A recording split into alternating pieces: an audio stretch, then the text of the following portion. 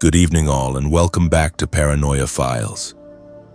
Tonight I bring you 8 deeply unsettling accounts from one of the most enigmatic and haunted locations in North America, the Appalachian Trail. Stretching over 2,000 miles through dense wilderness and forgotten hollows, this ancient path has witnessed darkness that defies rational explanation. In this episode, we will journey into the heart of these haunted mountains with 8 disturbing tales that blend the inexplicable with the terrifyingly real. These are stories of hikers who encountered forces beyond their comprehension, of shadows that stalk the trail, of strangers whose intentions remain horrifyingly unclear, and of places where time itself seems to bend and fracture. Each account you are about to hear has been meticulously compiled from the testimonies of those who survived their encounters and lived to share their warnings. These narratives draw from documented incidents, first-hand testimonies, and the chilling experiences of individuals who ventured into the Appalachian wilderness and returned forever changed. To safeguard the identities of those involved, certain names and specific details have been carefully altered, but the essence of their terror remains untouched and authentic. If you are new here, make sure to subscribe to Paranoia Files for daily true horror content that will chill you to your core. Hit that notification bell so you never miss an episode when the darkness calls. Now let us descend into the shadows of the Appalachian Trail, where something ancient waits in the woods. I started my section hike of the Appalachian Trail in late April, which I know is early, but I wanted to beat the crowds that typically show up in May and June. I had been planning this trip for over a year, saving money, researching gear, studying maps, and reading every trail journal I could find online. This was supposed to be my escape from everything, 2 weeks of solitude in the mountains where I could disconnect from the world and just exist in nature.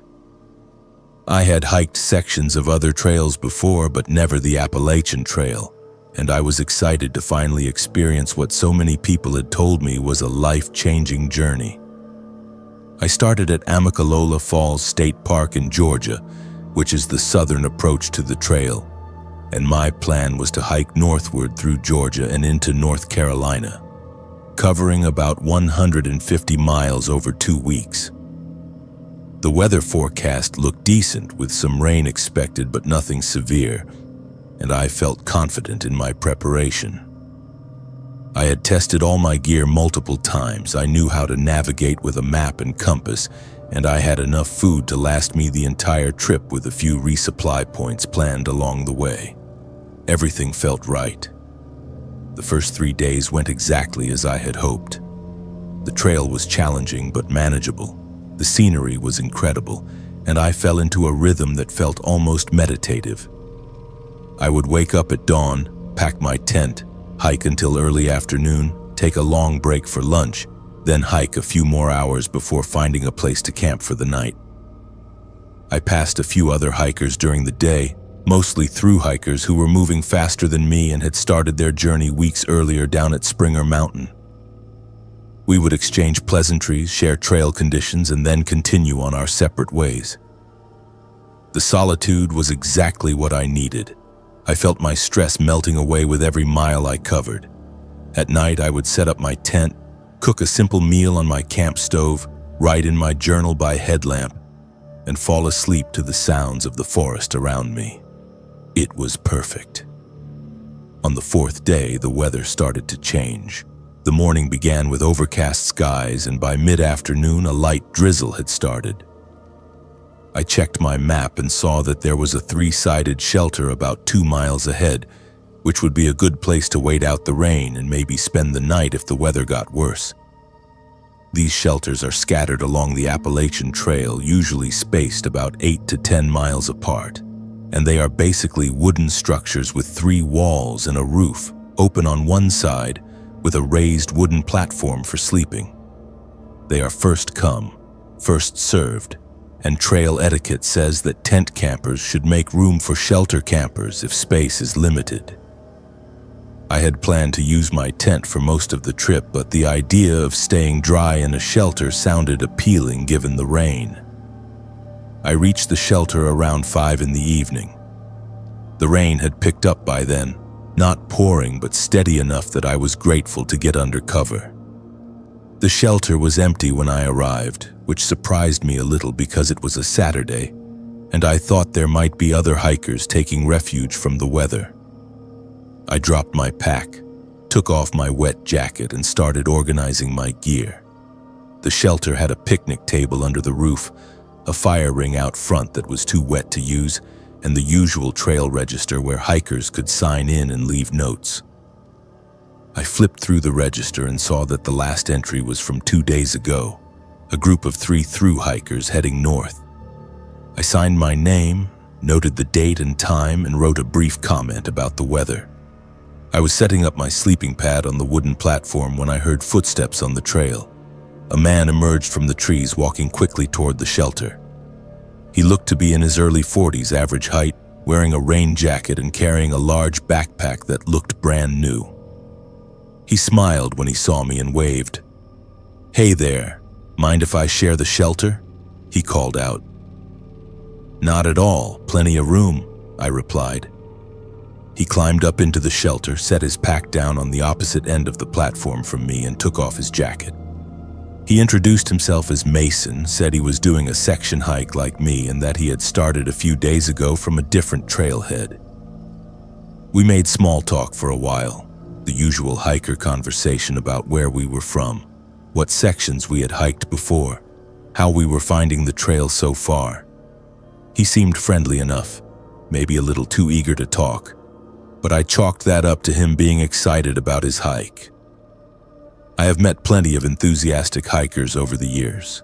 As we talked, I started noticing small things that felt off. His gear looked expensive, the kind of high-end equipment you see in outdoor magazines, but none of it looked used. His backpack had no dirt on it, no wear on the straps, no signs that it had been on a trail for more than a day. His boots were spotless, which seemed impossible given the muddy conditions we had been hiking through. When I mentioned this in a joking way, asking if he had just bought his gear, he laughed and said he liked to keep his equipment clean. It was a reasonable answer, but something about the way he said it made me uncomfortable. The rain continued into the evening and we both settled in for the night.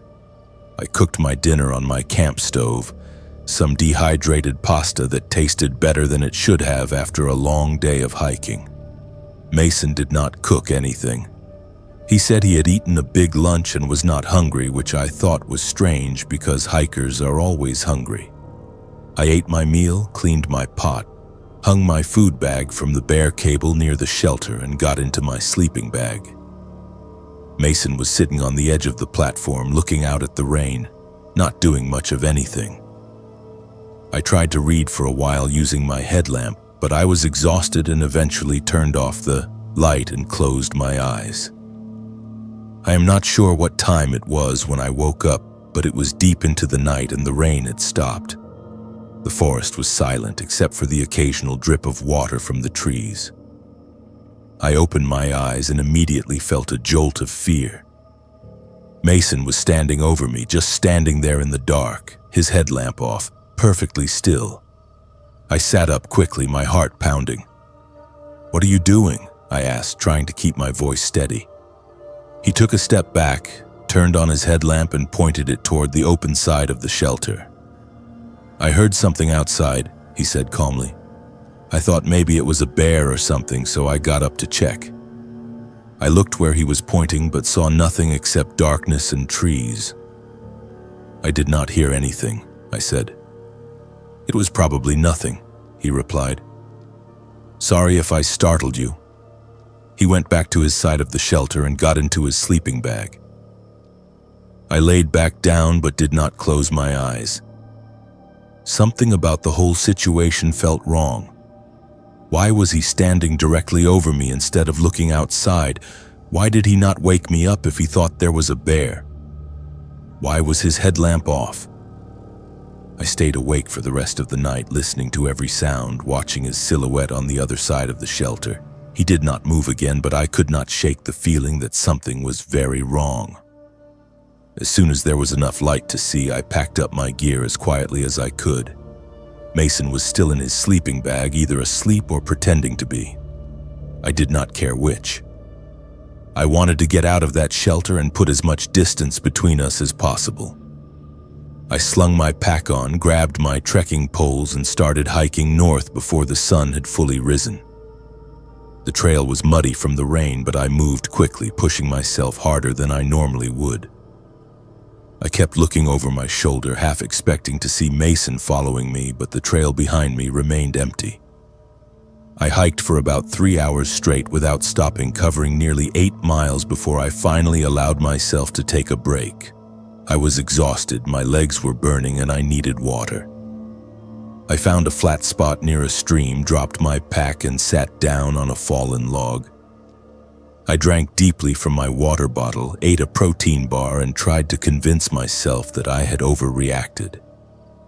Maybe Mason really did hear something outside. Maybe I was just paranoid from being alone in the woods. Maybe there was a perfectly reasonable explanation for everything. I was getting ready to start hiking again when I heard footsteps on the trail behind me. I turned around and felt my stomach drop. Mason was walking toward me, moving at a steady pace, his brand new pack on his shoulders, that same friendly smile on his face. He waved when he saw me. "Hey, Lucas, I thought that was you," he called out. I stood up, instinctively putting my hand on my trekking pole like it was some kind of weapon. "What are you doing?" I asked. "Just hiking, north, same as you," he said, still smiling. I was hoping to catch up. It is nice to have some company on the trail. "I prefer to hike alone," I said firmly. His smile faded slightly. "Oh, okay, no problem." But he did not move. He just stood there, maybe 20 feet away, watching me. I felt a surge of adrenaline. This was not a coincidence. He had followed me. He had hiked 8 miles in 3 hours, which is faster than most people hike, especially with a full pack. He was not out here for a casual section hike. He was out here for something else. I made a decision in that moment. I grabbed my pack, threw it on my shoulders without bothering to adjust the straps properly, and started walking. Not north on the trail, but east, straight into the woods off the marked path. I heard him call after me, asking where I was going, but I did not respond. I just walked as fast as I could through the underbrush, branches scratching my arms and face, my pack bouncing awkwardly on my back. I did not have a plan. I just knew I needed to get away from him. I pushed through the forest for about 20 minutes, my breath coming in ragged gasps, until I stumbled onto a dirt road.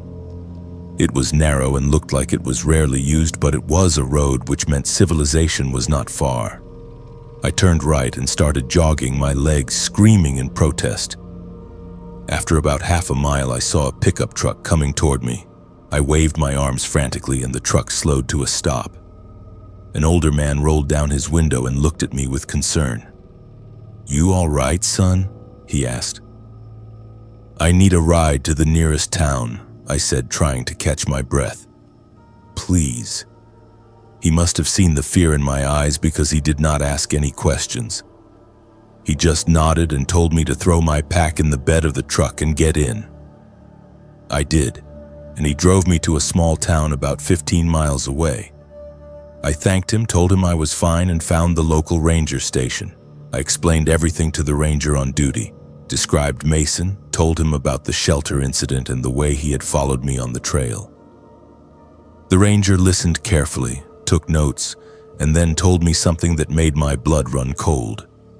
He said there had been reports over the past few months of a man matching that description approaching solo hikers on the Appalachian Trail, asking invasive questions, following them, making them feel uncomfortable. One hiker had reported that the man tried to steal her gear while she was sleeping in a shelter. Another said the man had followed him for an entire day before finally giving up. The rangers had been trying to identify him, but he kept moving, never staying in one area long enough to be caught. They had even banned someone matching his description from certain sections of the trail, but enforcement was nearly impossible given how vast the wilderness was. I gave the ranger as much information as I could, including the name Mason used, though I doubted it was his real name. The ranger said he would alert other stations and increase patrols in the area. He offered to give me a ride back to a trailhead farther north if I wanted to continue my hike, but I declined. I was done. My dream hike had turned into a nightmare, and I no longer felt safe out there. I ended up taking a bus back home that same day. I still think about that trip sometimes, about how close I came to something terrible without fully understanding what was happening.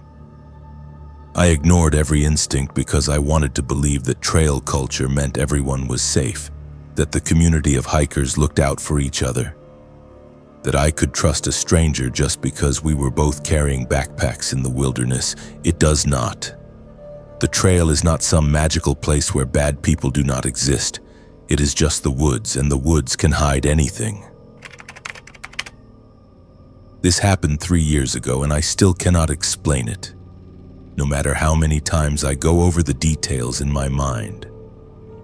I have tried to rationalize it, tried to find logical explanations, tried to convince myself that there is some reasonable answer that I am just not seeing.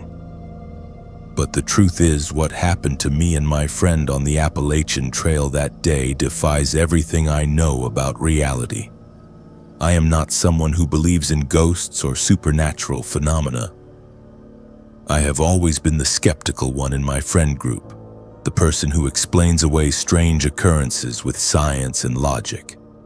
But after what I experienced in the Great Smoky Mountains, I am no longer certain about anything.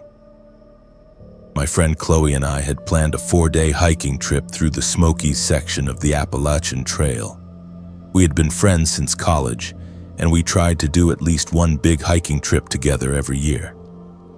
Chloe was more experienced than me when it came to backpacking.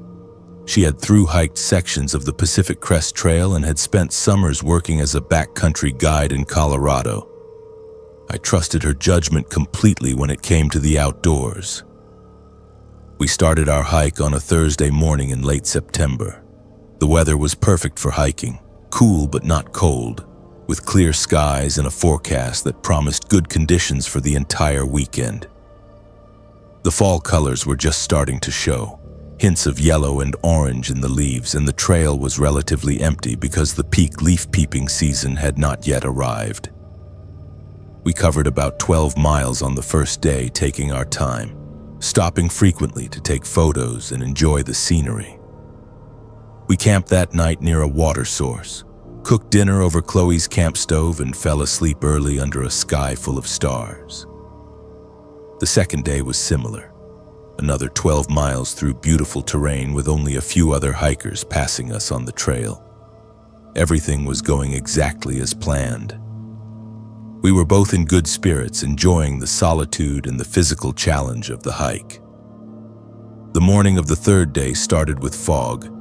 This was not unusual for the Smokies, which are famous for their misty conditions, but this fog was thicker than anything I had experienced before. It rolled in sometime before dawn, and by the time we woke up and started breaking camp, visibility was down to maybe 30 or 40 feet. Everything beyond that was just a wall of white.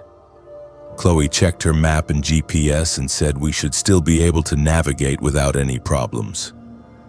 The trail was well marked with white blazes painted on trees, and as long as we stayed on the path and kept an eye out for the markers, we would be fine.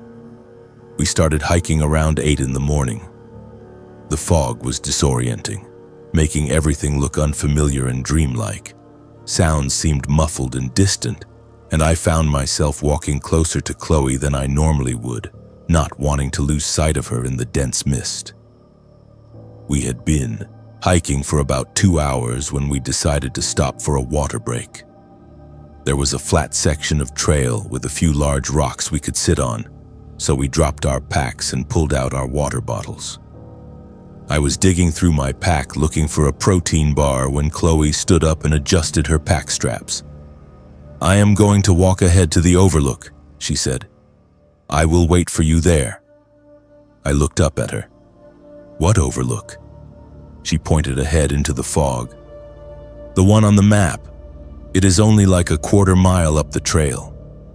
I glanced at the map, which was clipped to the outside of my pack. She was right. There was an overlook marked about a quarter-mile ahead. "Okay," I said. "I will catch up in a few minutes. I just need to eat something first." Chloe nodded and started walking up the trail. I watched her figure fade into the fog until she disappeared completely. I sat back down on the rock, ate my protein bar, drank some water, and repacked my bag. The whole process took maybe 10 minutes at most. Then I shouldered my pack and started hiking toward the overlook. The trail climbed gradually through the fog, and I kept my eyes on the white blazes to make sure I was going the right way.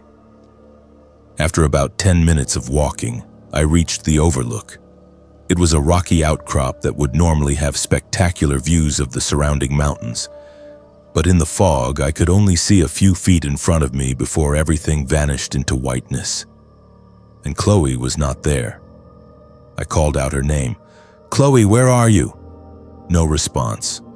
I walked around the overlook area thinking maybe she had gone off to the side to take photos or use the bathroom, but there was no sign of her. I pulled out my phone to call or text her, but of course there was no cell service. We were deep in the mountains, miles from the nearest tower. I stood there for a few minutes trying to decide what to do. It did not make sense. She had said she would wait for me at the overlook, and I had only been 10 minutes behind her. There was nowhere else she could have gone unless she had kept hiking past the overlook. But why would she do that without waiting for me first? I decided to hike ahead on the trail, thinking maybe she had gotten confused about which overlook was marked on the map and had continued to the next viewpoint. I walked for another 5 minutes, calling her name periodically, but there was still no sign of her. And then I heard it. Chloe's voice, calling my name. "Grace! Grace, where are you?" I stopped walking and listened. The voice was coming from behind me, back down the trail in the direction I had just come from. "Chloe!" I called out. "I am here. Where are you?" "I am down here. Follow my voice." I turned around and started walking back the way I had come, following the sound of her voice. She kept calling my name every few seconds, and I kept responding, telling her I was coming. But something felt strange. Her voice sounded distant, like she was farther away than she should have been, and it had an odd quality to it, a flatness that I could not quite describe. I told myself it was just the fog distorting sound, making everything seem off. I walked for what felt like 20 minutes following her voice, but I never seemed to get any closer to her. The calls kept coming from up ahead, always just out of sight in the fog. "Grace, keep coming, I am right here." I started walking faster, pushing myself up the trail, breathing hard, my pack bouncing on my shoulders. And then I realized something that made me stop dead in my tracks. I was no longer on the trail. The white blazes were gone. I was in the middle of dense forest, walking through underbrush and around trees, completely off the marked path. I spun around, trying to figure out which direction I had come from, but the fog was so thick I could not see any landmarks. Panic started to rise in my chest. I had been following Chloe's voice, but somehow I had left the trail without even realizing it. And her voice was still calling to me, still coming from somewhere ahead in the woods. "Grace, why did you stop? Keep following me." I stood there, frozen, listening to that voice. And that is when I realized what was wrong with it. It did not sound like Chloe. It sounded like an imitation of Chloe, like someone or something mimicking her voice, but not quite getting it right. The tone was off, the cadence was wrong, and there was a hollowness to it that made my skin crawl. This was not my friend calling to me. This was something else. I did not respond. I just stood there in the fog, holding my breath, listening. The voice called out again. "Grace, are you there? I cannot see you." Please keep talking so I can find you." I backed away slowly, moving as quietly as I could, not in the direction of the voice, but away from it. I needed to find the trail. I needed to get back to the white blazes and figure out where I was. I pulled out my compass and forced myself to think logically. The trail had been running roughly northeast when I left it, which meant I needed to head southeast to intersect it again. I picked a direction and started walking, ignoring the voice that continued to call my name from somewhere behind me in the fog. It took me almost an hour to find the trail again. When I finally saw a white blaze painted on a tree, I nearly cried with relief. I stood there on the path, trying to calm my breathing, trying to make sense of what had just happened. The voice had stopped calling maybe 20 minutes ago, and now the forest was silent except for the occasional drip of water from the trees. I checked my compass and my map and started hiking back toward the overlook where I was supposed to meet Chloe.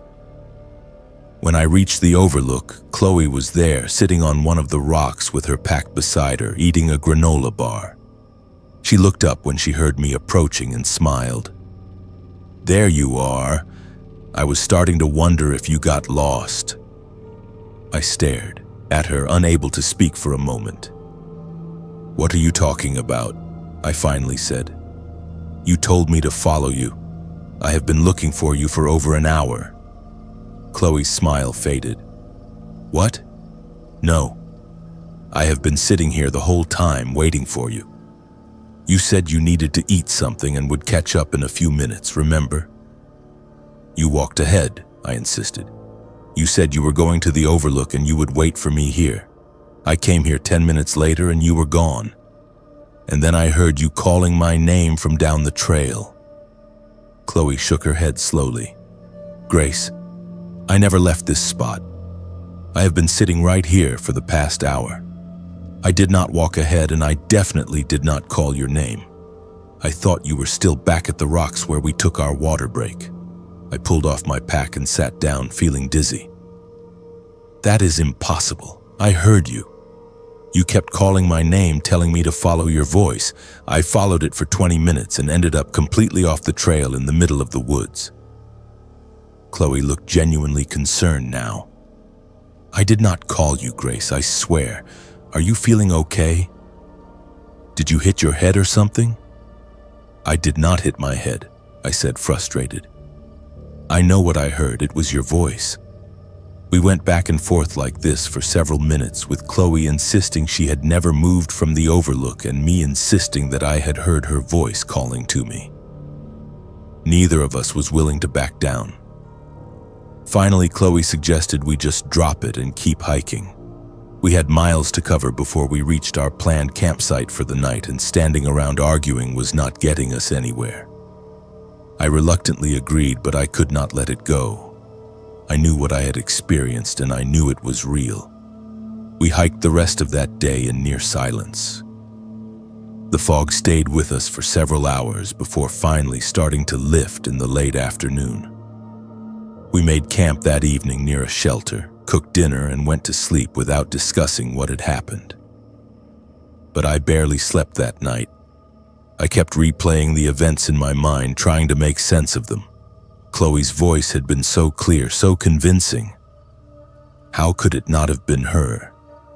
But she had seemed genuinely confused and concerned when I told her about it. She was not the type of person to play cruel pranks, especially not in the backcountry where safety was paramount. So if it was not her, what was it? We finished our hike the next day without incident and drove home. Chloe chalked the whole thing up to me being disoriented by the fog, maybe experiencing some kind of auditory hallucination brought on by stress or dehydration. She meant well, and I know she was just trying to come up with a rational explanation. But I knew that was not what happened. I was not dehydrated. I was not stressed, and I definitely did not hallucinate my best friend's voice calling to me from the woods.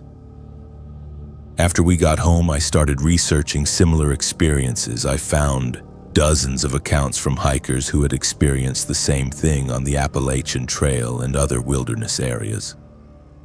stories of people hearing the voices of their companions calling to them, leading them off marked trails, luring them deeper into the forest.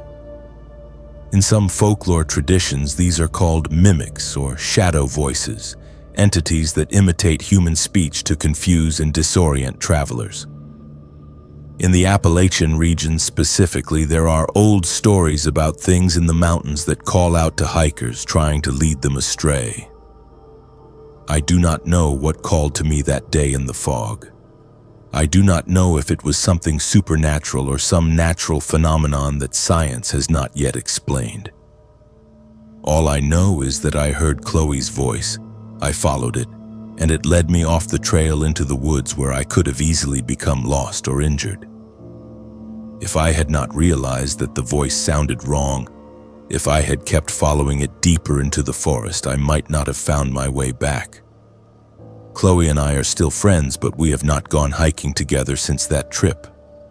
She still believes I imagined the whole thing, and maybe it is easier for her to believe that than to accept that something unexplainable happened to us out there.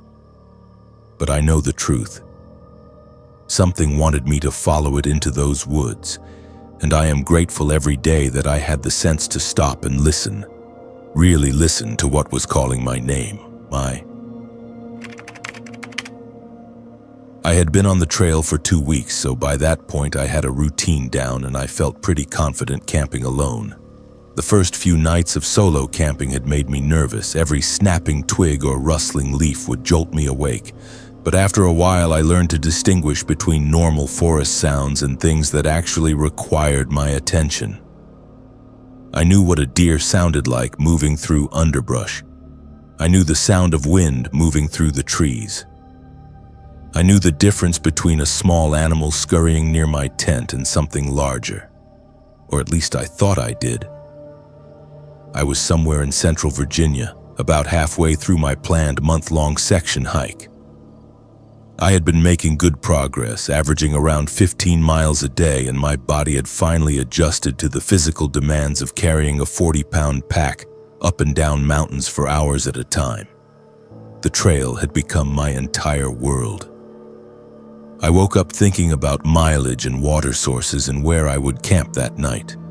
Everything else, my job, my apartment, the stress that had driven me to take this trip in the first place, all of it felt distant and unimportant.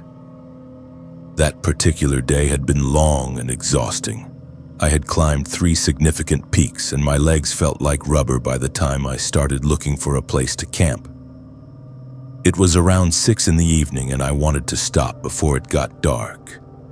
I found a flat spot about 50 yards off the main trail, tucked into a grove of pine trees. It was not an official campsite, but dispersed camping is allowed in most sections of the trail as long as you are a certain distance from water sources and shelters. The spot looked perfect, private and level, with good tree coverage and no signs that anyone had camped there recently. I set up my tent, which had become a quick and efficient process after 2 weeks of practice. I staked down the corners, assembled the poles, clipped the tent body to the frame, and attached the rainfly. The whole process took maybe 10 minutes. I inflated my sleeping pad, unrolled my sleeping bag, and organized my gear inside the tent. Then I set up my camp kitchen, which was really just my stove, fuel canister, pot, and food bag arranged on a flat rock. I boiled water, rehydrated a packet of chicken and rice, and ate while watching the last light fade from the sky. The forest grew quiet as darkness settled in, the kind of deep, heavy quiet that only exists far from civilization. After dinner, I hung my food bag from a tree branch about 100 feet from my tent, using the bear hang method I had practiced before the trip. I brushed my teeth, changed into my sleep clothes, and crawled into my tent. I checked my phone out of habit, even though I had no signal, and saw that it was 9:30. I wrote a few notes in my trail journal by headlamp, then turned off the light and settled into my sleeping bag. Within minutes, I was asleep. I woke up to the sound of footsteps. Not animal footsteps, human footsteps. Someone was walking around my tent in a slow, deliberate circle. I could hear the crunch of pine needles and the snap of small twigs under boots. My heart immediately started pounding. I sat up slowly, trying not to make any noise, and listened. The footsteps continued steady and methodical, circling around the tent. They would pass by the door, move around the back, come up the other side, then return to the front. Over and over again. I grabbed my headlamp but did not turn it on. I reached for my phone and checked the time. It was midnight. I sat there in complete darkness, listening to someone walk circles around my tent and tried to decide what to do. Part of me wanted to call out, to ask who was there and what they wanted, but a stronger instinct told me to stay silent. Whoever this was, they knew I was in the tent. They had to know. But they were not saying anything, not announcing themselves, not asking if I needed help or if I had seen another hiker. They were just walking around my tent in the middle of the night, and that was not normal behavior. After what felt like several minutes, the footsteps stopped. I held my breath, straining to hear any sound. The silence was absolute. I waited, counting seconds in my head, and when I reached 60 without hearing anything, I started to relax slightly. Maybe it had been another hiker who got lost in the dark and was looking for the trail. Maybe they had realized this was someone's campsite and had moved on. Maybe it was nothing. Then the footsteps started again, and this time they were closer, much closer, right next to my tent. I could hear breathing now, heavy and deliberate, just on the other side of the thin nylon wall. I felt paralyzed, unable to move or speak. The breathing continued for maybe 30 seconds, then stopped. The footsteps moved away, circling around to the back of the tent again. I made a decision. I turned on my headlamp and yelled, "Who is out there?" The footsteps stopped immediately. I waited, my headlamp beam pointed at the tent door, my hand gripping my trekking pole like a weapon. For several seconds, there was nothing. Then I heard running, fast footsteps crashing through the underbrush, moving away from my tent and deeper into the forest. I listened until the sound faded completely, leaving only silence. I sat there for the rest of the night, fully dressed, my headlamp on, my trekking pole across my lap. I did not sleep. I did not even lie down. I just sat and listened, waiting for the footsteps to return. They never did. When the first light of dawn started to filter through the trees, I packed up my tent as quickly as I possibly could. My hands were shaking and I kept looking over my shoulder, expecting to see someone standing in the trees watching me. But I saw no one. I did not bother with breakfast. I just threw everything into my pack, not caring about organization or weight distribution, and started hiking. I needed to get away from that place. I needed to be around other people. I needed to get off this trail. I hiked as fast as I could, pushing myself harder than I ever had. My legs protested, my back ached from the poorly packed bag, and I was breathing hard, but I did not slow down. I covered 4 miles in less than an hour, which is nearly twice my normal pace. When I reached a road crossing, I did not even hesitate. I took the access trail down to the parking area, which was empty except for a single pickup truck. I sat down on the tailgate of the truck and waited. About 20 minutes later, an older couple emerged from the trail. They were day hikers out for a morning walk. They took one look at me and immediately asked if I was okay. I must have looked as shaken as I felt. I told them I needed a ride to the nearest town, and they did not ask questions. They just nodded, helped me load my pack into their truck, and drove me to a small town about 15 miles away. I found the local police station, which was really just a small office attached to the town hall, and told an officer what had happened. He listened, took notes, and then told me something that made my stomach turn. He said there had been other reports over the past few weeks of a man approaching solo campers at night on the Appalachian Trail in that area. Most of the reports were similar to mine, someone walking around tense, heavy breathing, no verbal contact. One hiker had reported that someone had partially unzipped their tent from the outside while they were sleeping inside. The police had been working with park rangers to try to locate the individual. But the trail covers so much ground and passes through so many jurisdictions that it was difficult to coordinate a response. The officer asked me detailed questions about where I had been camping, what time the incident occurred, and whether I had seen anything that might help identify the person. I told him everything I could remember, but the truth was I had not seen anything. Just heard footsteps and breathing in the dark. He offered to take me back to my car, which was parked at a trailhead about 40 miles north of where I had started that morning. I accepted. I was done with the trail. My month-long hike was over after only 2 weeks, and I did not care. I just wanted to go home. As I drove away that afternoon, I kept thinking about how vulnerable I had been.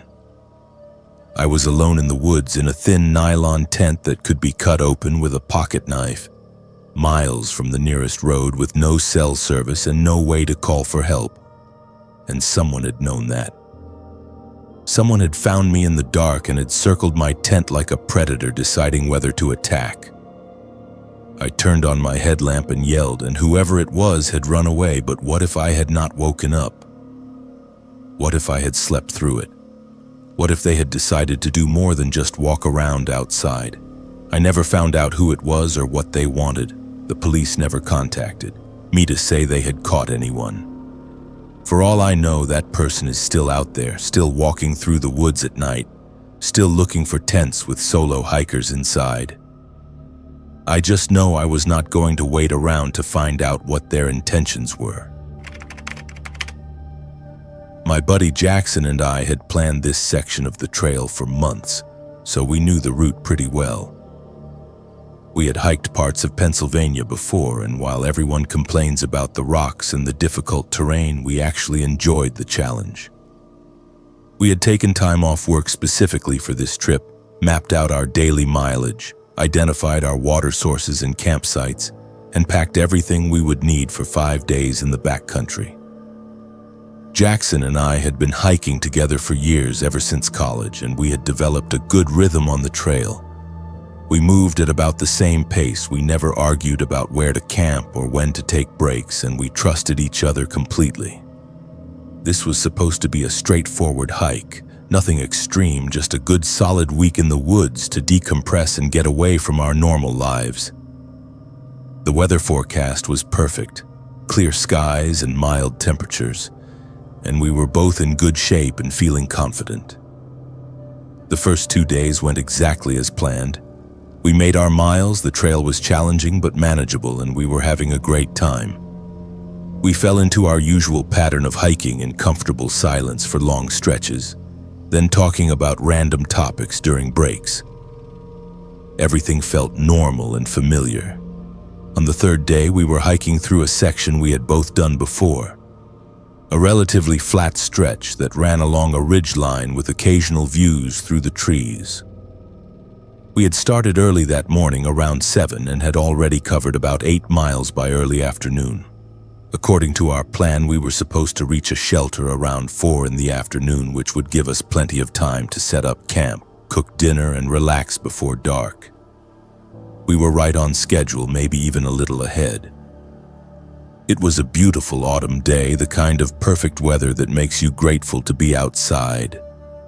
The leaves were changing colors, the air was crisp but not cold, and there was a gentle breeze that kept us from getting too hot as we hiked. We stopped for a break around 2:15 in the afternoon. I remember checking my watch specifically because I wanted to calculate how much farther we had to go before reaching the shelter. Jackson and I dropped our packs on the side of the trail, sat down on a fallen log, and pulled out our water bottles and snacks. We had been sitting there for maybe a minute when I suddenly felt extremely tired. Not normal hiking tired, but a heavy, overwhelming exhaustion that seemed to come out of nowhere. My limbs felt heavy. My eyelids felt like they weighed 10 pounds, and all I wanted to do was close my eyes. I looked over at Jackson and saw him rubbing his face with both hands. "You feel that?" he asked. "Feel what?" I replied, though I knew exactly what he meant. "I do not know, man. I just got really tired all of a sudden." I nodded. "Yeah, me too. Maybe we pushed too hard this morning." We decided to rest for a few more minutes, figuring our bodies just needed a break. I leaned back against my pack and closed my eyes just for a moment. The exhaustion was so intense that I could not fight it. I remember thinking I would just rest my eyes for 30 seconds, and then we would get moving again. The next thing I knew, Jackson was shaking my shoulder. "Henry, wake up. What time is it?" I opened my eyes and felt disoriented.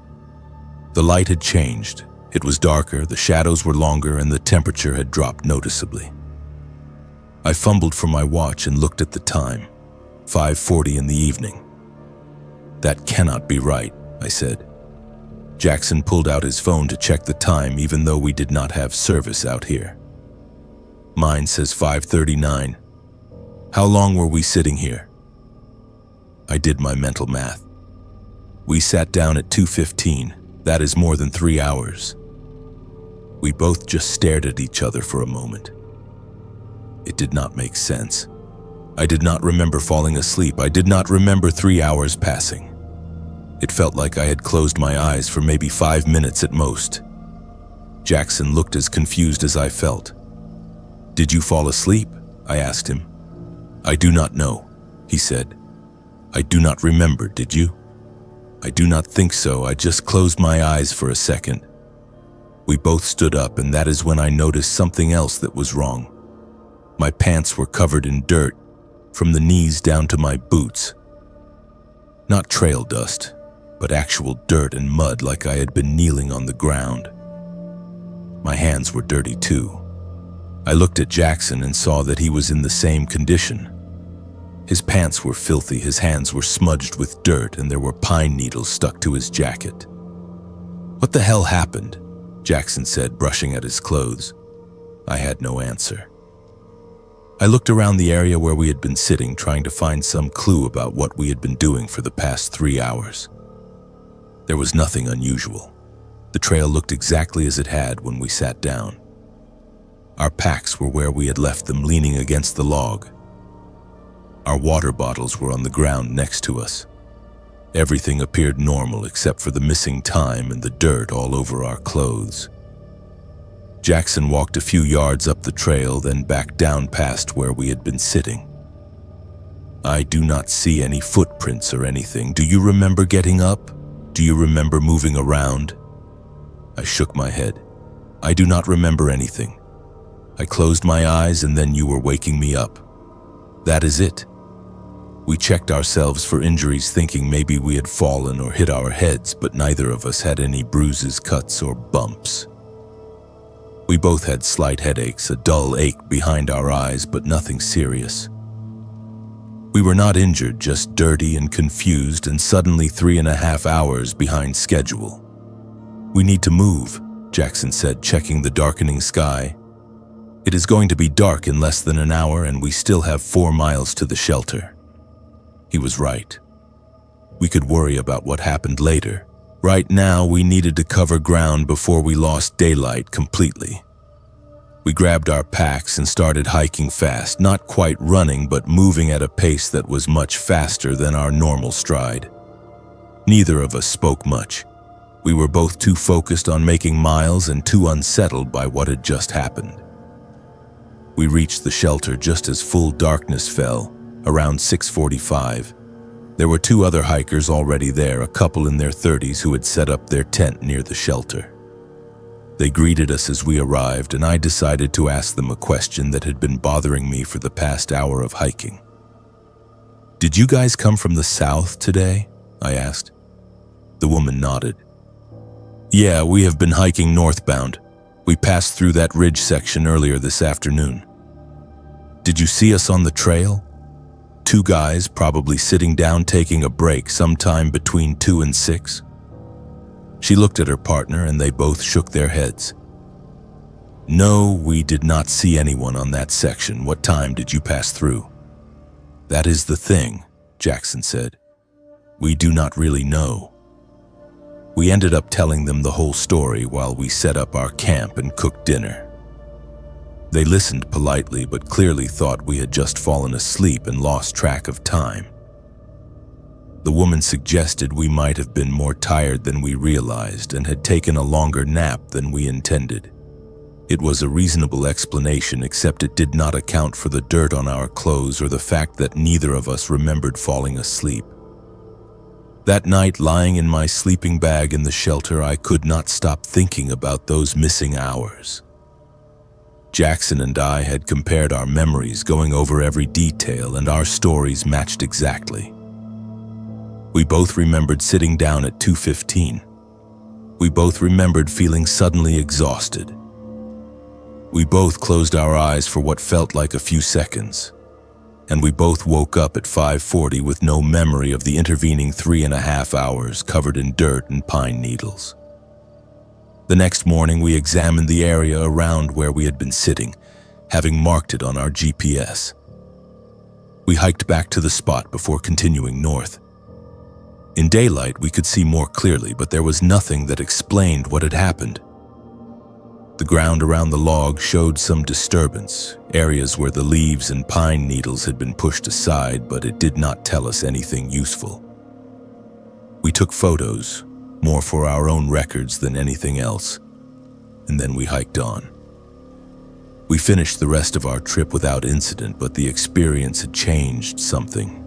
We were more cautious, more aware of our surroundings, and we did not take any more breaks sitting down with our eyes closed. When we got home, Jackson did some research on missing time experiences and found that there were other reports of hikers on the Appalachian Trail experiencing similar phenomena. Time distortions, memory gaps, waking up in different locations from where they remembered sitting down. Most of the explanations were either supernatural or related to some kind of environmental factor, but nothing definitive. I do not know what happened to us that day. I have gone over it 1,000 times in my mind, trying to remember something, anything from those 3 lost hours. But there is nothing there, just a blank space where memory should be. All I know for certain is that Jackson and I sat down on a log at 2:15 in the afternoon, and we stood up at 5:40 in the evening, and whatever happened in between is just gone. We compare notes sometimes, even now 3 years later, hoping one of us will remember something new. But our stories always match exactly, which somehow makes it worse. 3 hours just gone, and I still check that spot on trail maps sometimes, wondering if it will happen to someone else. I went off trail to filter water from a creek, which is something I had done dozens of times before. It was standard practice on the Appalachian Trail.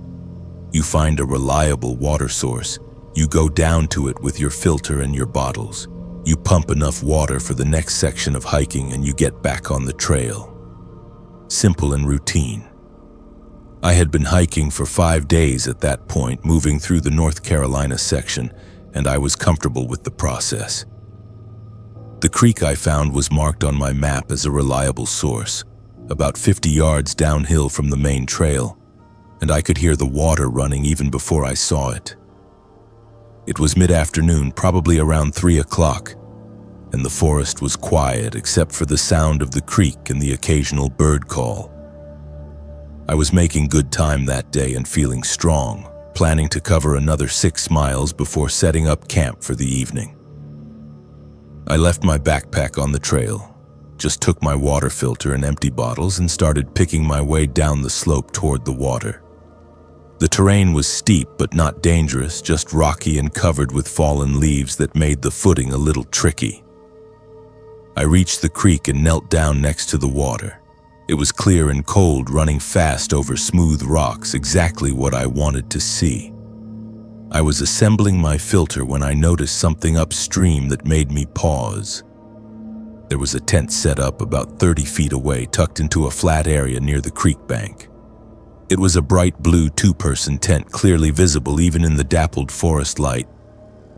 My first thought was that another hiker had set up camp near the water, which was actually against leave no trace principles, but not uncommon. People get tired, they find water, and they camp right there instead of carrying water back up to the trail. But something about the tent bothered me immediately. It was completely silent. No movement, no sounds of someone inside organizing gear or cooking. The tent fly was fully closed and there was no indication that anyone was around. I called out, "Hello? Anyone here?" No response. I stood up, still holding my water filter, and walked closer to the tent. As I got nearer, I started noticing more details that felt wrong. There was a backpack leaning against a tree near the tent, a good quality pack, the kind that costs several $100s. Next to it was a sleeping bag still in its stuff sack, and a pair of hiking boots placed neatly side by side. A bear bag hung from a branch about 20 feet away, and I could see food containers inside it. The camp stove was set up on a flat rock with a pot next to it. Everything looked organized and intentional, like someone had set up camp and then stepped away for a few minutes. But the tent itself was what made my stomach start to tighten with unease. There was a large slash in the side of the tent, maybe 2 feet long, cut cleanly through the nylon fabric. It was not a tear from a branch or an accident. It was a deliberate cut, made from the outside. Through the opening, I could see inside the tent. There was a sleeping bag laid out on a sleeping pad, and even from a distance I could see dark stains on the fabric. They looked like blood. I took a step back, my heart starting to pound. I should have left right then, should have gone back to the trail immediately, but I was frozen by a terrible curiosity and a growing sense that something very bad had happened here. I walked around to the front of the tent and saw that the door was partially unzipped. I crouched down and looked inside without touching anything. The interior of the tent confirmed my worst fears. The sleeping bag was covered in dark brown stains that could only be blood.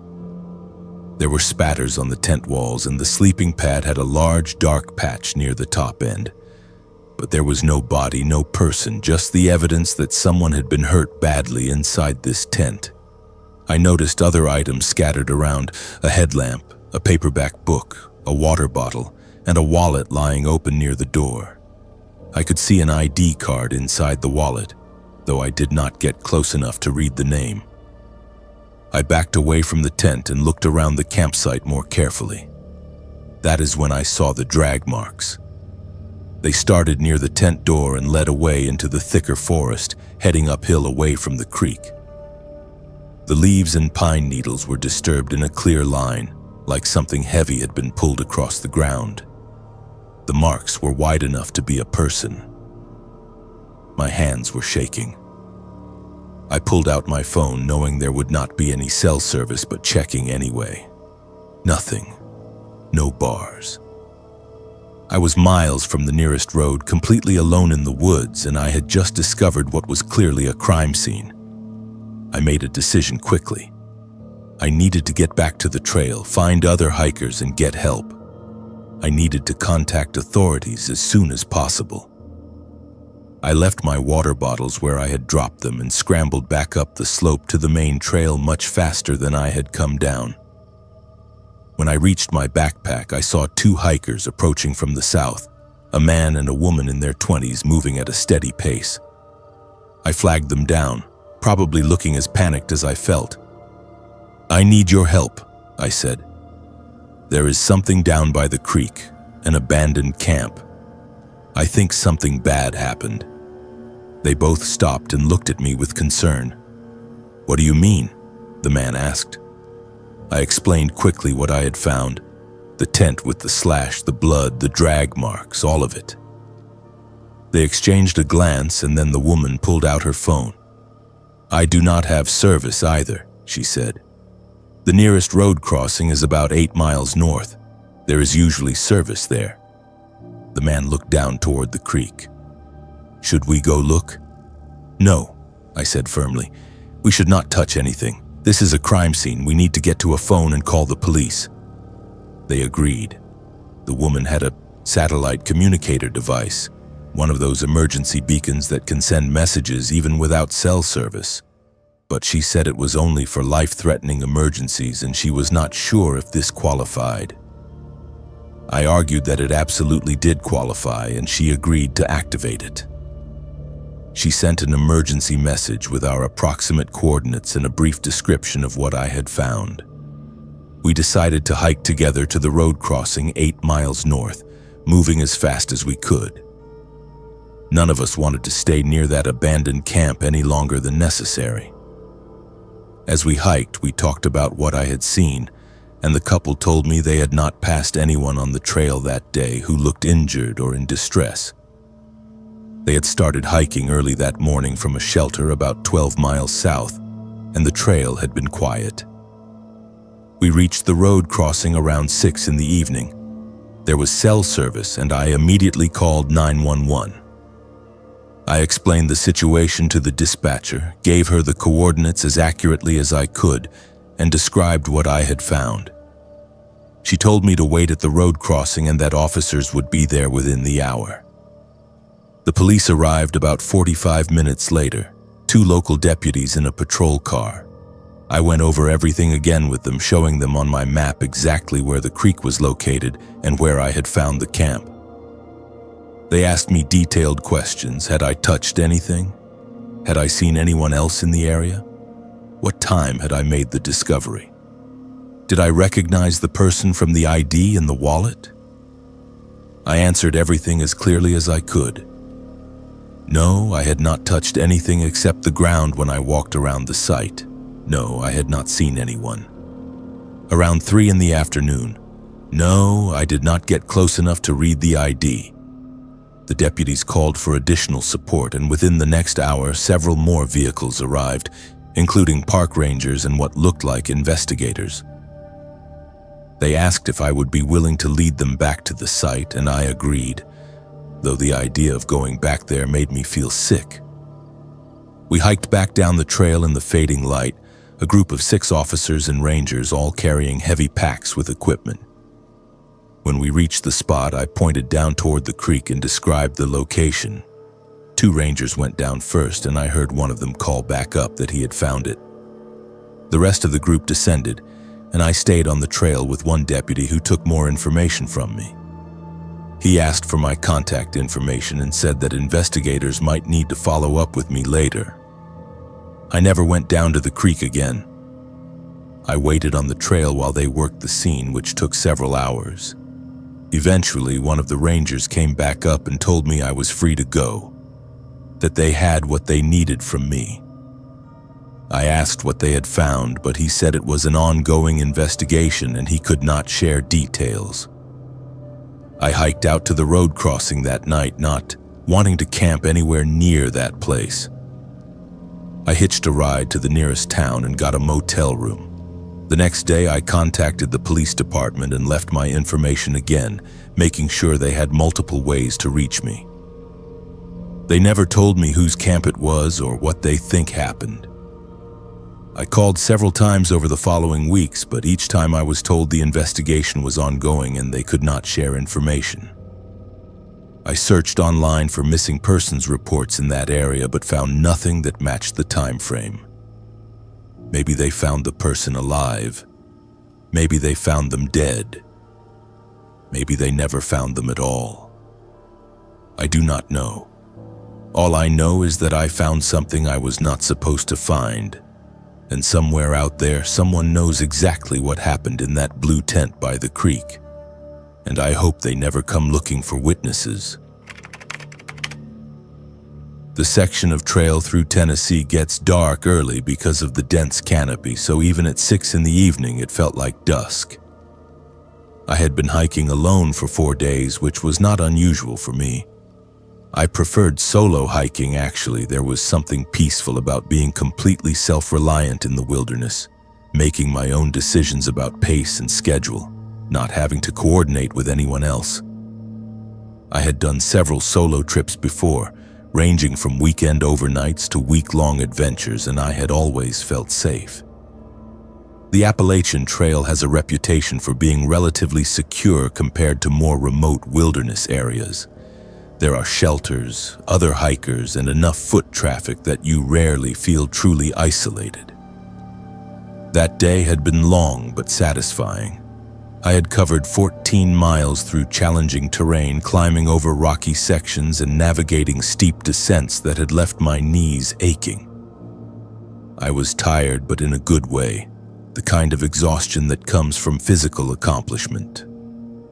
I had about 2 more miles to go before reaching the shelter where I planned to spend the night, and I was looking forward to getting there, cooking dinner, and collapsing into my sleeping bag. The trail was winding through dense woodland, mostly oak and maple trees with thick underbrush on either side. The canopy overhead was so complete that very little direct sunlight reached the forest floor, which gave everything a dim, greenish quality, even though it was not quite evening yet. I was hiking at a steady pace, lost in my own thoughts, when I saw the figure. It was standing off to the left side of the trail, maybe 100 feet away, partially obscured by trees. At first glance, it looked like a person wearing dark clothing, just standing there completely still. I could not make out any details because of the distance and the poor lighting, but the posture was distinctly human. Standing upright, facing in my direction. I assumed it was another hiker who had gone off trail for some reason, maybe taking a break or looking for a place to camp. I raised my hand and waved, the standard friendly gesture that hikers exchange on the trail.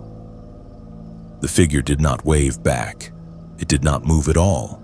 It just stood there watching. I felt a small prickle of unease, but told myself I was being paranoid. Maybe the person had not seen my wave. Maybe they were looking at something else and just happened to be facing my direction. I kept hiking, glancing back once over my shoulder. The figure was still there, same position, still not moving. About 20 minutes later, I came around a bend in the trail and saw the figure again. This time it was ahead of me, standing on the left side of the trail in almost exactly the same position as before. Same distance away, maybe 100 feet. Same dark clothing, same completely motionless posture. I stopped walking and stared at it. This did not make sense. I had been hiking steadily for 20 minutes, covering maybe a mile, and the figure had somehow gotten ahead of me without me seeing or hearing anyone pass by on the trail. The Appalachian Trail is not wide. You cannot pass someone without noticing, especially in a section this narrow and winding. And yet there it was, standing in the trees ahead of me, in the same position relative to the trail as it had been before. I felt my heart rate increase. I called out, "Hello? Are you okay?" My voice sounded too loud in the quiet forest. There was no response. The figure did not move, did not acknowledge me in any way. I stood there for a long moment, trying to decide what to do. Part of me wanted to approach the figure, to walk right up to it and demand to know what was going on. But a stronger instinct told me that would be a mistake.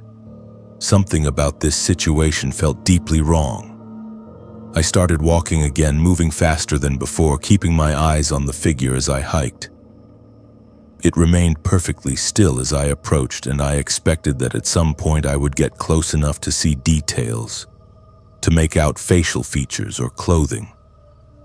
But as I got nearer, maybe within 50 feet, the figure simply was not there anymore. I did not see it move. I did not see it walk away. One moment it was standing among the trees, and the next moment that space was empty. Just trees and underbrush and shadows. I stopped again and looked around carefully, scanning the forest on both sides of the trail. Nothing. No movement, no sounds of footsteps, no sign that anyone had ever been standing there. I was breathing hard, and not from the exertion of hiking. I forced myself to calm down and think rationally. Maybe it had been a tree or a stump or some natural formation that looked like a person from a distance. Maybe the failing light and the dense forest had played tricks on my eyes. It was a reasonable explanation, and I tried to convince myself that was all it had been. I hiked on, but now I was hyper-aware of my surroundings, constantly scanning the forest, listening for any sound that did not belong. The trail continued to wind through the darkening woods, and I pushed myself to move faster, wanting to reach the shelter before full darkness fell. I checked my watch. It was 6:30. I had maybe 45 minutes of usable light left. I hiked for another 30 minutes without incident, starting to relax slightly when I saw the figure for a third time. It was standing ahead of me again. Same position, same distance, same dark silhouette against the trees. This time I felt genuine fear. This was not my imagination. This was not a trick of the light. Something was following me, appearing ahead of me on the trail, maintaining a precise distance, watching me. I stopped walking and stood in the middle of the trail, staring at the figure. It stared back, or at least seemed to. I could not see a face, could not see any features at all, just a dark, human-shaped form standing among the trees. We stayed like that for what felt like a full minute, neither of us moving. Then I made a decision.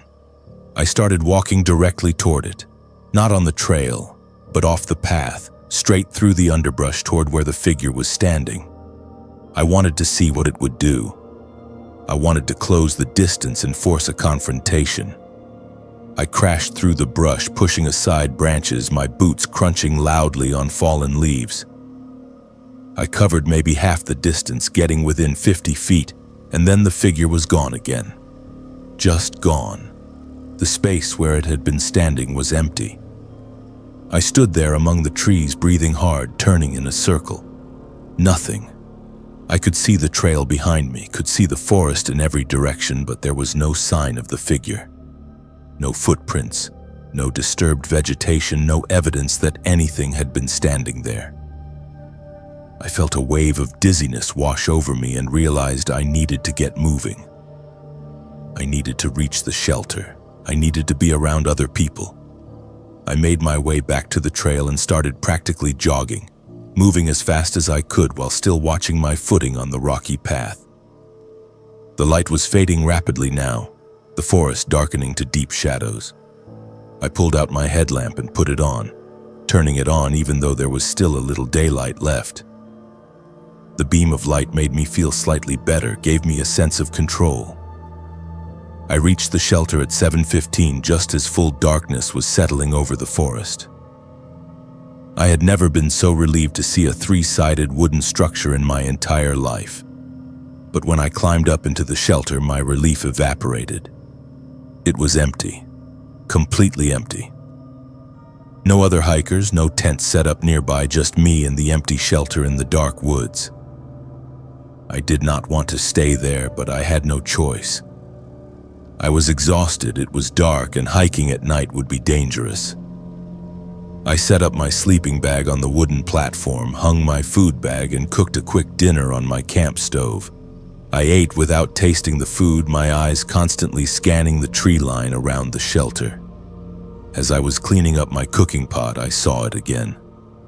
The figure was standing at the edge of the clearing, just beyond where my headlamp beam reached, at the border between the open area around the shelter and the dense forest. Standing perfectly still, watching me. I stared back at it, my hand gripping my trekking pole. We stayed like that for several minutes. I did not move. It did not move. I tried to make out details, to see a face or features, but even with my headlamp pointed directly at it, I could not see anything clearly. It was like looking at a shadow in human form, a dark shape that absorbed light instead of reflecting it. Then I noticed something that made my blood run cold. The moon had risen nearly full, providing decent ambient light. I could see the trees behind the figure, could see their trunks and branches silhouetted against the lighter sky. But I could not see any features on the figure itself. No face, no details of clothing, nothing. Just a solid black silhouette, even in the moonlight. I kept staring at it, refusing to look away, and slowly, gradually it faded. It did not walk away, it did not turn and leave. It simply became less distinct, less solid, until it was gone completely. Just trees and darkness where it had been standing. I did not sleep that night. I sat with my back against the shelter wall, my headlamp on, my trekking pole across my lap, watching the tree line. The figure did not return, but I could not shake the feeling that it was still out there, just beyond the reach of my light, watching and waiting. I have heard stories about shadow people on the trail. I used to think they were myths, campfire tales that hikers told to scare each other. Not anymore. I know what I saw, and I know it was not human. The three of us decided to take a side trail we saw on the map that led to some old mining ruins. It seemed like a good idea at the time, a chance to see something different from the usual forest scenery, and maybe take some interesting photos. We had been hiking the Appalachian Trail through West Virginia for 3 days, and while the views had been beautiful, we were looking for a little adventure. The side trail was marked clearly on our map, labeled as leading to abandoned coal mine structures about a mile off the main trail. According to the guidebook, it was a popular side trip for hikers interested in the region's industrial history. My name is Abigail, and I was hiking with 2 friends, Mason and Grace. We had known each other since high school and tried to do at least one big hiking trip together every year. This was our 4th annual trip, and we had fallen into a comfortable dynamic where we could hike together for days without getting on each other's nerves. Mason was the navigator, always studying the maps and keeping track of our location. Grace was the planner, managing our food supplies and campsite reservations. I was usually in charge of morale, keeping everyone entertained and motivated when the hiking got tough. We reached the junction with the side trail around noon on our 4th day. There was a small wooden sign pointing down a narrow path that disappeared into the trees. The sign was old and weathered but readable, with historic mine site 1.2 mm carved into the wood. We dropped our heavy packs at the junction, taking only our day packs with water and snacks, and started down the side trail. It felt good to hike without the full weight of camping gear, and we moved quickly along the path. The trail was well maintained at first, with clear blazes marking the route.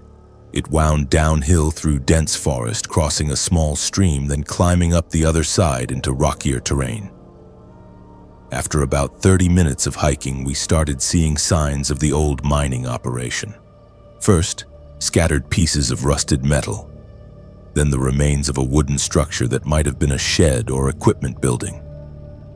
Finally, we reached the main site, a large clearing with several collapsed buildings and the entrance to a mine shaft sealed off with heavy metal bars and warning signs. It was fascinating in a haunting way. The structures were slowly being reclaimed by the forest, with vines growing over rusted machinery and trees pushing up through collapsed roofs. We spent about 20 minutes exploring the area, careful not to get too close to any unstable structures, and took dozens of photos. Grace found an old lantern that looked like it might have been used by miners. Mason discovered what appeared to be a rail system that would have been used to transport coal out of the mine.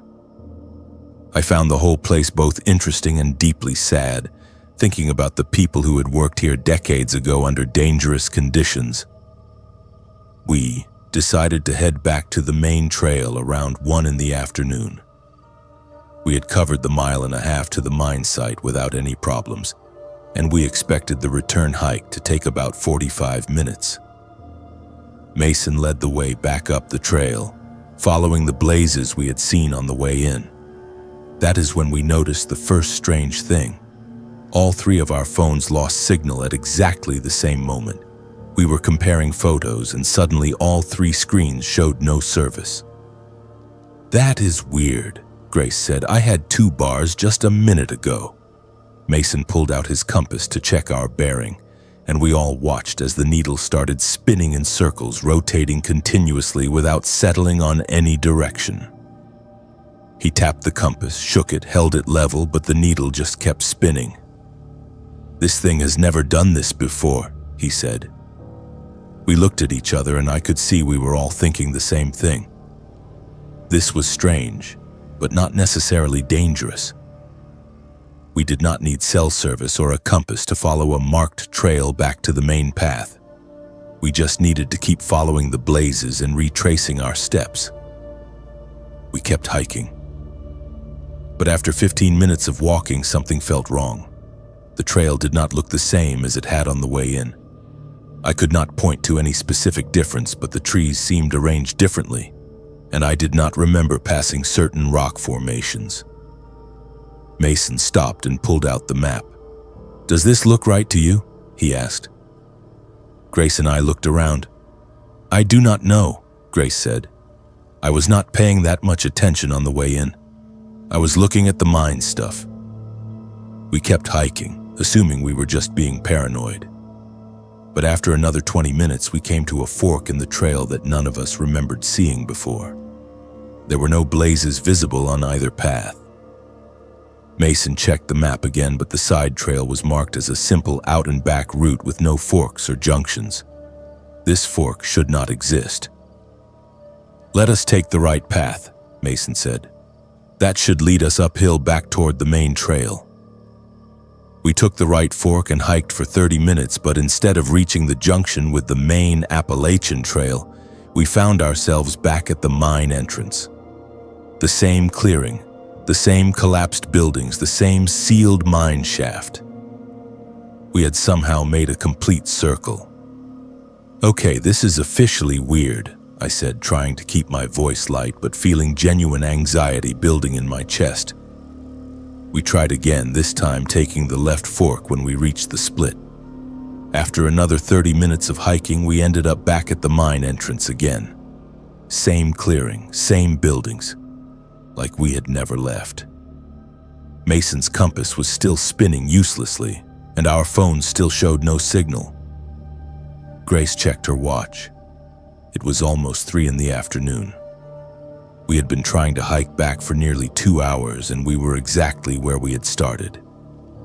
"This does not make sense," Mason said, and I could hear fear in his voice now.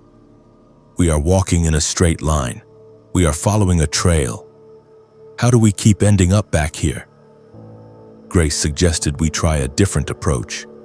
"Forget the trail," she said. "Let us just pick a direction and walk in a straight line until we hit the main trail. It cannot be more than 1.5 miles away." We tried that next. Mason picked what he thought was north based on the position of the sun, and we started walking through the forest, leaving the trail completely. We pushed through underbrush, climbed over fallen logs, waded across the stream we remembered from earlier. We hiked for what felt like at least 45 minutes, covering what should have been more than enough distance to reach the main trail. And then we stepped out into a clearing and found ourselves back at the mine entrance. Again.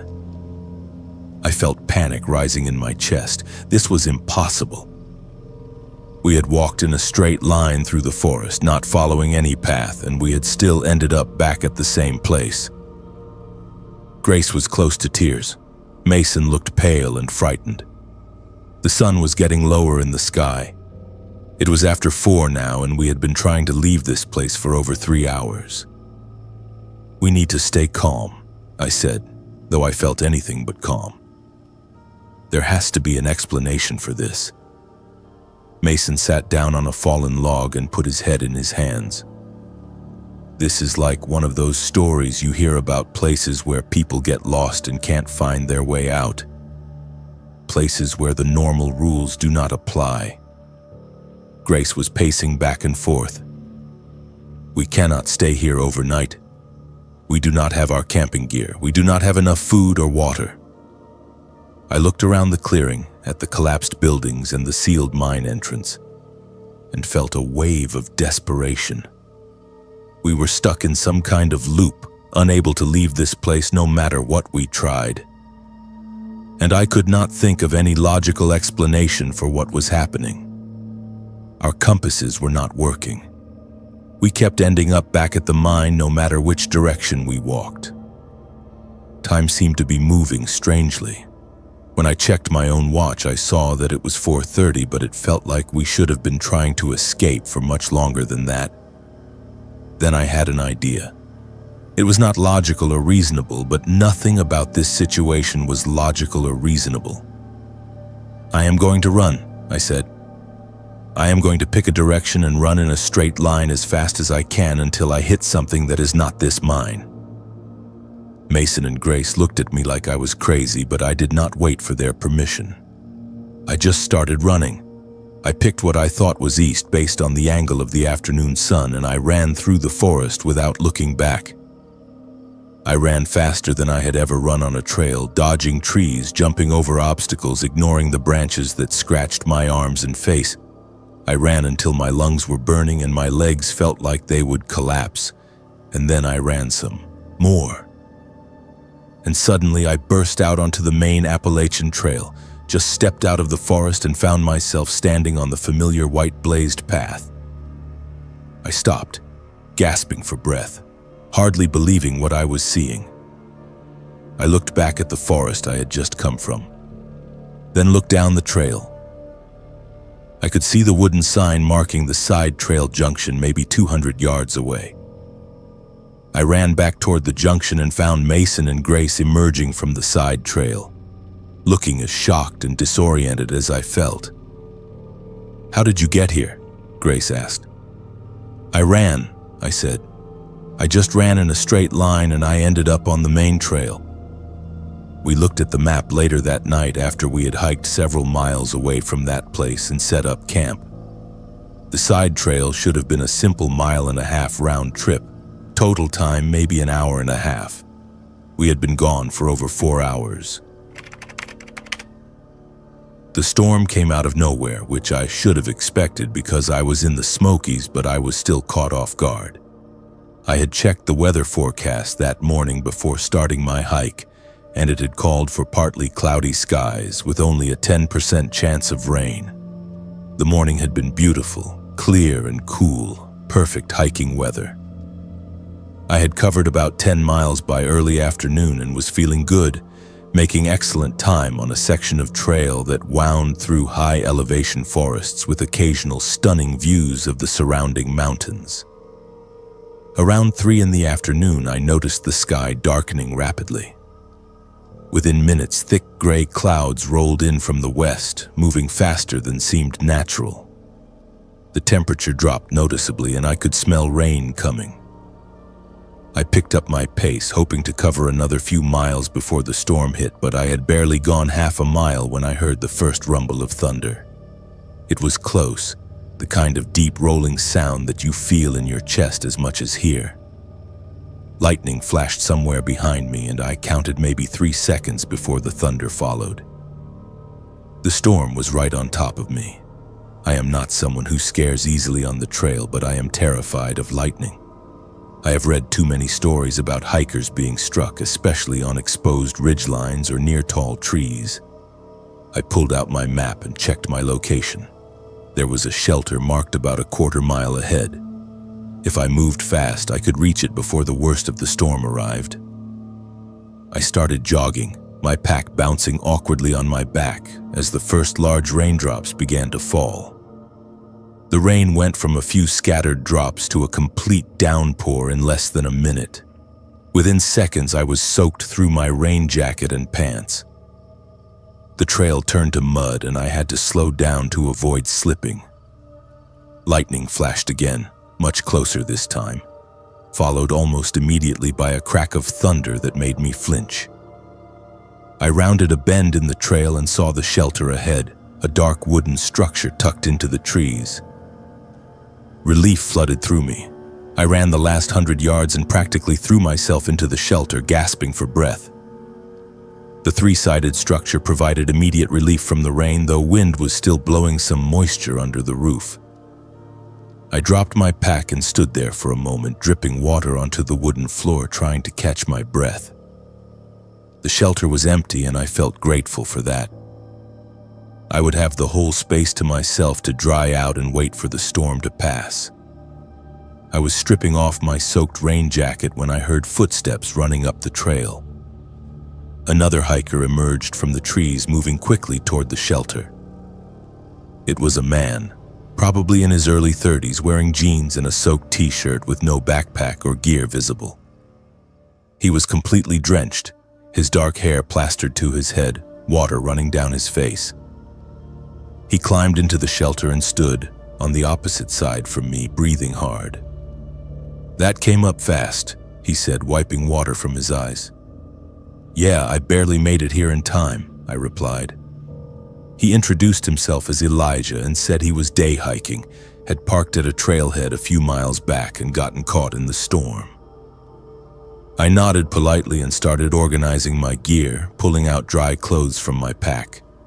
Something about him felt off, but I could not identify what exactly. Maybe it was the fact that he had no gear at all, not even a small day pack or water bottle. Maybe it was the jeans, which seemed like an odd choice for hiking in the mountains. Or maybe it was just the way he was looking at me, with an intensity that made me uncomfortable. I tried to focus on getting organized, laying out my wet jacket to dry, changing into dry socks, pulling out my stove to make some hot tea. The storm raged outside, lightning flashing every few seconds, thunder shaking the air. It was loud enough that conversation was difficult, which suited me fine. I was not in the mood to chat with a stranger. Elijah moved around the shelter, and I noticed he positioned himself between me and the open front of the structure, the only exit. He sat down on the wooden platform, still not speaking, just watching me. I felt increasingly uneasy. I pulled out my phone to check the time, hoping the storm would pass quickly. 3:45 in the afternoon. No signal as expected. I put the phone away and focused on boiling water for tea. "So you are hiking alone?" Elijah asked suddenly. "Yes," I said, keeping my answer short. "Where did you start?" "A few days ago," I said vaguely, not wanting to give specific information. "Where are you camping tonight?" "Not sure yet. Depends on when this storm clears." He kept asking questions. How long was I planning to hike? Where was my car parked? Did anyone know exactly where I was on the trail? I answered as briefly as possible, giving vague or deflecting responses, but he persisted. The questions felt invasive, too personal, and the way he asked them made it seem less like friendly hiker conversation and more like an interrogation. After about 20 minutes, the rain started to lighten. The thunder was moving away, the lightning flashes becoming less frequent. I looked outside and saw that while it was still drizzling, the worst of the storm had clearly passed. I started packing up my things, eager to get moving again. "The storm is not over yet," Elijah said, though we could both clearly see that it was subsiding. "It is clearing up," I said. "I am going to keep hiking while there is still daylight." "You should wait a while longer," he insisted. "It is still too dangerous to be out on the trail. Lightning can strike even when the rain stops." I shook my head. "I will be fine. I want to cover a few more miles before I set up camp." His expression changed. The friendly demeanor dropped away, replaced by something colder. "You should stay a while. Longer," he repeated, and this time it did not sound like a suggestion. He stood up and moved closer to the shelter entrance, blocking my path more obviously now. My heart started racing. I looked at him carefully, at his position between me and the exit, at the fact that he had no gear, which meant he had no real reason to be on this trail. At the way he was watching me with an expression I could not quite read, but that felt threatening. I made a quick decision based on pure instinct. "I need to use the bathroom," I said, trying to keep my voice casual. He stared at me for a moment, then stepped slightly to the side. "Okay, but do not go far. The storm is not over." I grabbed my pack, which I had not finished repacking, and slung it over one shoulder. "I will just be a minute," I said, and stepped out of the shelter into the drizzling rain. As soon as I was outside, I started walking quickly down the trail. Not toward the woods like I would if I was actually looking for a bathroom spot, but north along the main trail. I heard him call after me from the shelter. "Where are you going? I thought you needed to use the bathroom." I did not respond. I just walked faster and then I started jogging. I did not look back. I could hear him behind me, his footsteps on the muddy trail, and that is when I started running. I ran as fast as I could with a partially packed pack bouncing on my back, my boots slipping in the mud, branches whipping against my arms.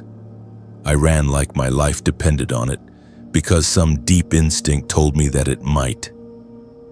I covered maybe half a mile before I saw other hikers ahead, a group of 4 people heading south on the trail. They looked surprised to see me running toward them, soaked and panicked. I slowed down as I reached them, gasping for breath. "Are you okay?" one of them asked, a woman in her 50s with kind eyes. I looked back down the trail. There was no sign of Elijah. "There is a guy back there," I said between breaths. "At the shelter. He was acting really weird, would not let me leave." The group exchanged concerned glances. 2 of the men immediately said they would walk back with me to check it out to make sure I could safely retrieve anything I might have left behind. I told them I had everything, but they insisted on escorting me back anyway. We walked together back toward the shelter, the group staying close around me. When we reached the shelter, it was empty. Elijah was gone. My rain jacket, which I had left lying on the platform to dry, was also gone. So was my water filter, which I had left sitting next to my stove. Everything else was either in my pack or had been taken. The group helped me look around the area, but there was no sign of where he had gone.